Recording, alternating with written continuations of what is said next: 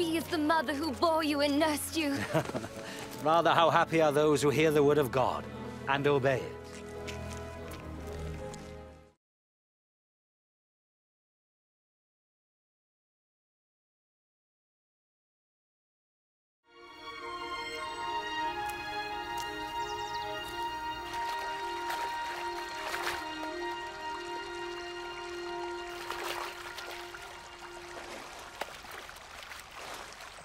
Teach us to pray, just as John taught his disciples.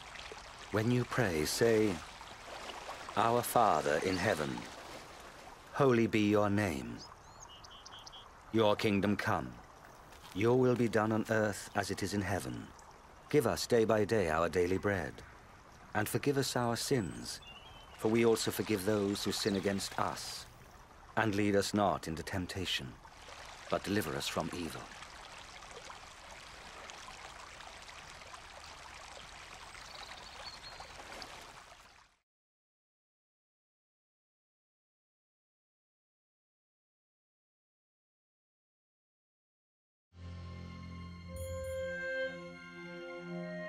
In the Holy Scriptures, God declared the Messiah would come to be the Savior of the world. The life of Jesus gives evidence that he is indeed the one the prophets spoke about. Isaiah prophesied that the virgin will conceive a child and will give birth to a son.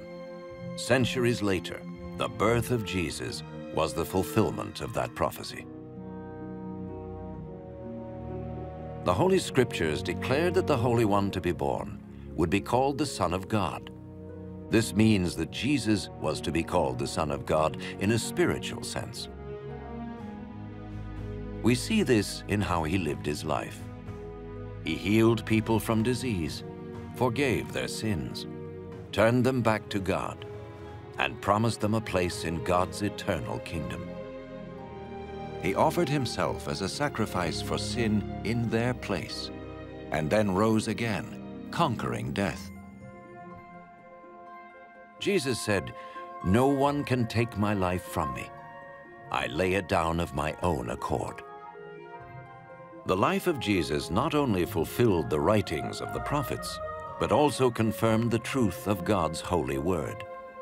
The prophets declared, "The word of the Lord is flawless. Your word, O Lord, is eternal." Jesus himself said, "Heaven and earth will pass away, but my words will never pass away." Jesus came to give us life in all its fullness. But when man disobeyed God in the Garden of Eden, he chose to go his own way, and his actions separated him from the Creator. The Holy Scriptures declare that all have sinned, and the payment for sin is death. This means a spiritual death, eternal separation from God. But just as God provided a ram to die in place of Abraham's son, so he sent Jesus the Messiah to die in our place. His life, death, and resurrection restored the relationship between God and all those who put their trust in him. Now, those who follow Jesus not only have their sins forgiven, but are saved from God's eternal judgment. They are assured of paradise and will live with him forever. It is this life and freedom from the guilt and power of sin that Jesus offers each person today. This does not mean following a religion, but choosing to have faith in Jesus, who says, "I stand at the door and knock. If anyone hears my voice and opens the door, I will come into him." This means turning to God and trusting Jesus to come into our lives, to forgive our sins, and to make us what he wants us to be. It is not enough to intellectually agree with his claims, nor to have an emotional experience. We receive him by grace through faith, as an act of the will. When people are ready to become followers of Jesus the Messiah, they may speak to him in a simple prayer. Perhaps you are ready now to open your life to God. If so, you may join in the following prayer to him, silently, in your heart. Lord Jesus, I need you. Thank you for dying on the cross for my sins.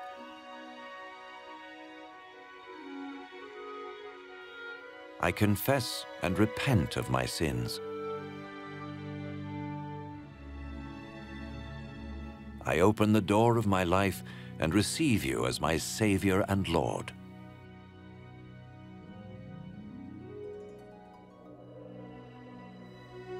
Thank you for forgiving my sins and giving me eternal life.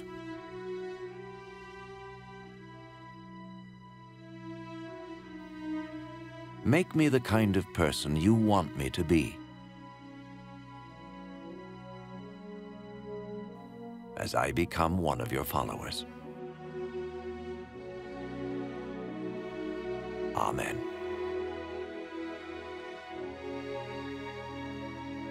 Jesus said about his followers, "My sheep recognize my voice. I know them, and they follow me." In order to experience the abundant life which Jesus promised, his followers talk to God each day in prayer and read or listen to his word. They tell others about him and meet regularly with those who love and follow him. Remember his wonderful promise. All power is given to me in heaven and in earth. Lo, I am with you always, even to the end of the world.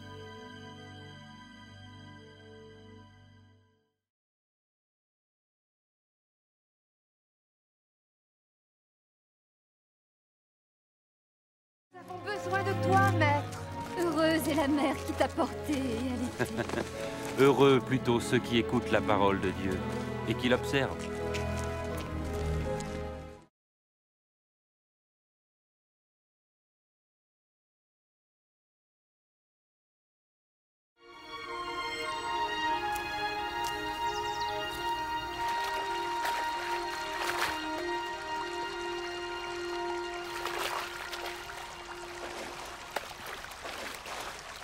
Apprends-nous à prier, comme Jean l'a appris à ses disciples.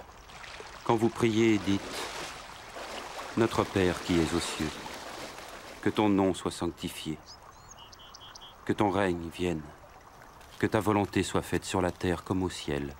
Donne-nous chaque jour notre pain quotidien. Pardonne-nous nos offenses, comme nous pardonnons aussi à ceux qui nous ont offensés. Protège-nous contre la tentation et délivre-nous du mal. »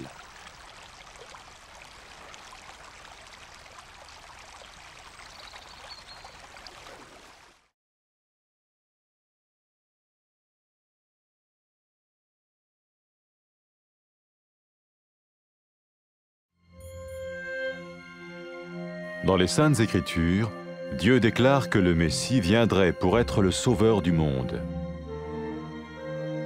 La vie de Jésus prouve qu'il est bien celui dont les prophètes avaient parlé.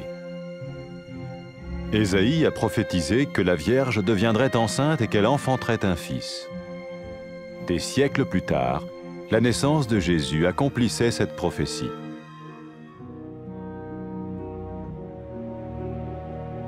Les Saintes Écritures déclaraient que le saint à naître serait appelé le Fils de Dieu. Cela signifiait que Jésus serait le Fils de Dieu au sens spirituel et non au sens physique. Nous le voyons par sa manière de vivre. Il a guéri des malades, il a pardonné leurs péchés, les a ramenés à Dieu et leur a promis une place dans le royaume éternel de Dieu. Il s'est offert lui-même en sacrifice pour le péché à leur place. Puis il est revenu à la vie, victorieux sur la mort selon le plan de Dieu. Jésus a dit « Personne ne me prend la vie, mais je la donne de ma propre volonté. » La vie de Jésus n'a pas seulement accompli les écrits des prophètes, mais elle a aussi confirmé la vérité de la sainte parole de Dieu. Les prophètes avaient écrit « Ta parole, ô mon Dieu, est parfaite, elle dure à toujours. » Jésus lui-même a dit « Le ciel et la terre disparaîtront, tandis que mes paroles ne disparaîtront jamais. »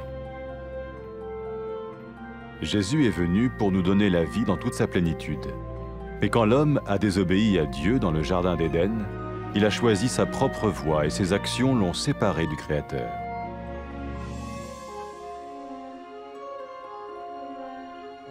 Les Saintes Écritures déclarent que tous ont péché et que le salaire que paye le péché, c'est la mort.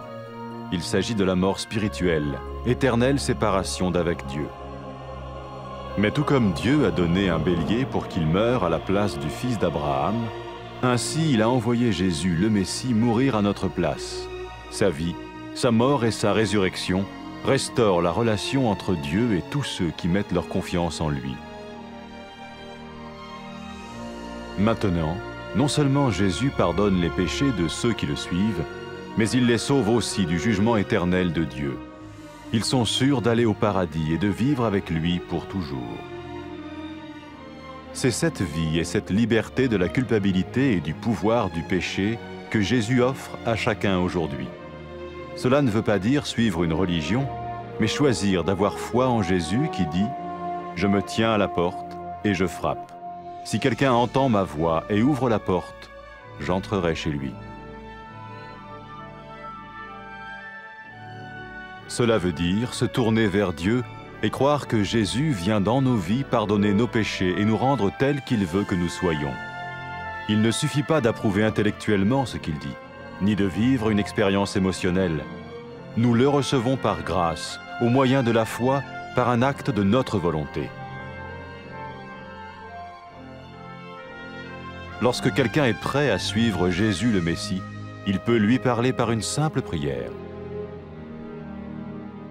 Peut-être êtes-vous prêt maintenant à ouvrir votre vie à Dieu. Si oui, vous pouvez vous joindre à la prière suivante, silencieusement, dans votre cœur. Seigneur Jésus, j'ai besoin de toi. Merci d'être mort sur la croix pour mes péchés.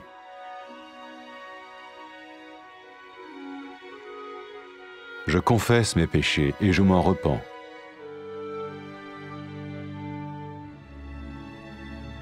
Je t'ouvre la porte de ma vie et je te reçois comme mon Sauveur et Seigneur.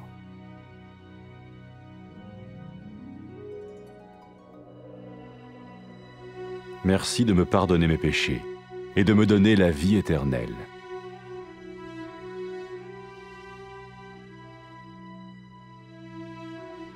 Fais de moi le genre de personne que tu veux que je sois. Maintenant que je deviens l'un de ceux qui te suivent. Amen.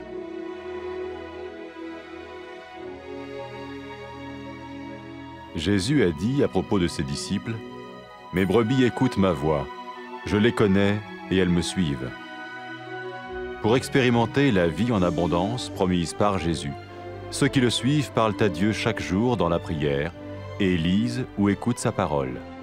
Ils parlent de lui à d'autres personnes et rencontrent régulièrement ceux qui l'aiment et le suivent. N'oubliez pas sa merveilleuse promesse. « Tout pouvoir m'a été donné dans le ciel et sur la terre. Et sachez-le, je vais être avec vous tous les jours jusqu'à la fin du monde. »